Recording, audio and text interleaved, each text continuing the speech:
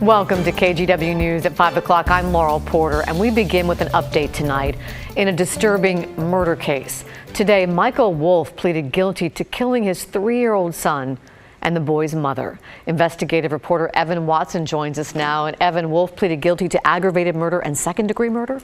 Yes, that's right, Laurel. In this case, as we're looking here, as part of the guilty plea, Wolf will avoid the death penalty, but there's a mandatory life sentence for both counts with the possibility of parole after 30 years.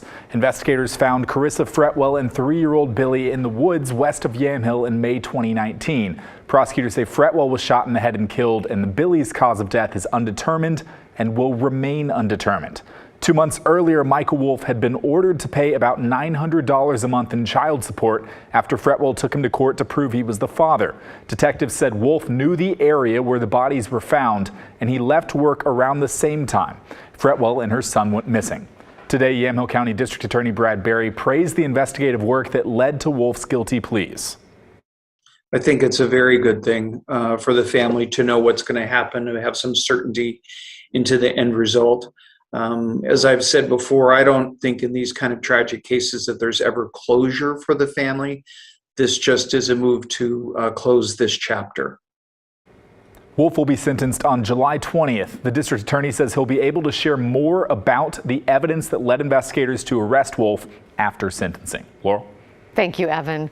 New information for Multnomah County residents tonight. The county unanimously passed its new $3.3 billion budget for next year, the biggest one ever. A portion of the money will be used for homelessness and preventing gun violence. Here's the breakdown. $130 million for new homeless shelters and outreach services, $106 million for housing placements, rent assistance and support, and more than $15 million for people who are homeless who are also experiencing mental health challenges. The county's also planning to spend more to address gun violence and on cooling systems to help out in future heat waves. Today, Oregon health experts gave an update on the COVID-19 situation across the state. And while things don't seem to be getting worse, health officials are still hoping people will continue to be cautious. Christine Pitawanich sat in on a news conference today. Christine, what did you find out? Well, the good news is that it appears COVID cases appear to be leveling off statewide as compared to numbers we saw about a month ago. But state health officials say those numbers don't tell the whole story. This month marks the third summer of living with COVID-19. On Friday, Oregon health officials gave a snapshot of the status of COVID-19 in the state. Positive tests and cases were slightly up. Health officials believe cases may be leveling off. Still, there are concerns. We assume these numbers are a dramatic undercount of the actual number of cases because we know many people are using at-home tests and not reporting the results. We also know many others are not getting tested. State epidemiologist Dr. Dean Seidlinger says data shows the number of hospitalizations have remained relatively steady and should not overwhelm the hospital system's ability to care for patients. That's not to say that hospitals and healthcare is not strained, as we are 2.5 years into this pandemic. The good news is that far fewer people are getting seriously ill with COVID-19 now than during previous surges. Of course, the big update this week, the U.S. Food and Drug Administration's recommendation to approve the Pfizer and Moderna vaccines for kids 6 months to 4 years old. Full approval may come as soon as Monday. This is the last group of residents who have not been able to receive the protection provided by vaccines. It's a big group, too. In Oregon, the population of children ages 6 months to 5 years is about 230,000. Doctors say this is an important development since we're not out of the pandemic just yet. Here's Dr. Don Noltz, professor of pediatrics and infectious diseases at OHSU. It's really amazing in such a high-income country as ourselves that an infection, COVID-19, is now in the top 10 causes of death in children under 5. And that, to me, is just heartbreaking. Now, looking ahead, a question did come up during the press conference about Oregon 22, the World Athletics Championships that are set to start in Eugene next month.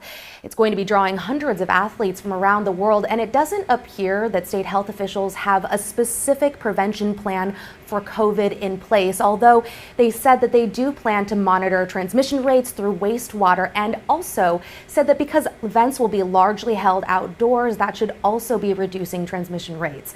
Although at this point, it does appear that individuals will be the ones who will be in charge of making safe and healthy decisions, especially if they notice symptoms. Christine Pitawanich, KGW News. Thank you, Christine. This weekend marks the return of Portland's Juneteenth and Pride Festival and Parade.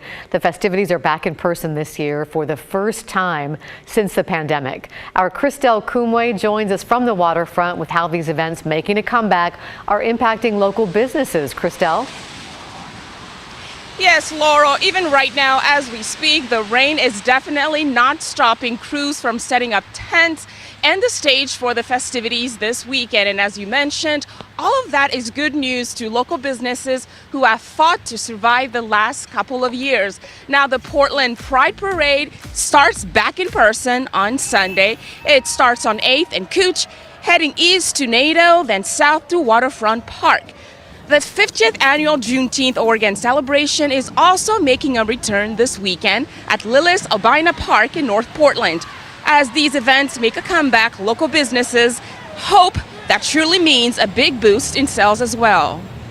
A lot of our downtown restaurants had to fight really hard to survive through COVID, so it's really nice to see things slowly starting to pick back up. We're not, quite back to where we were in 2019, but it's definitely a step in the right direction. Being out in the community definitely helps. I like to be the face of my business and show up and shake hands and really, try to push my brand.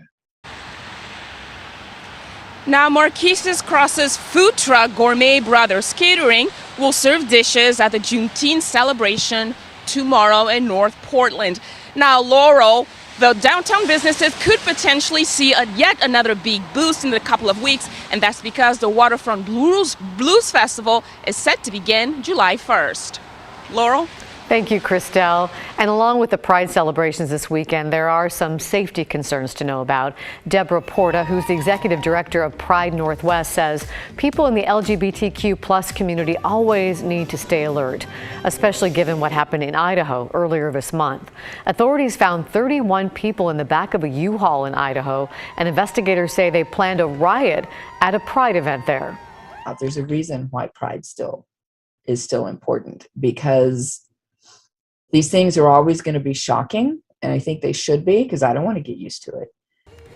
Porta says LGBTQ plus people are strongest when they come together and support one another. There will also be added security and local police to help keep the event safe. For more information about local Pride events, visit portlandpride.org.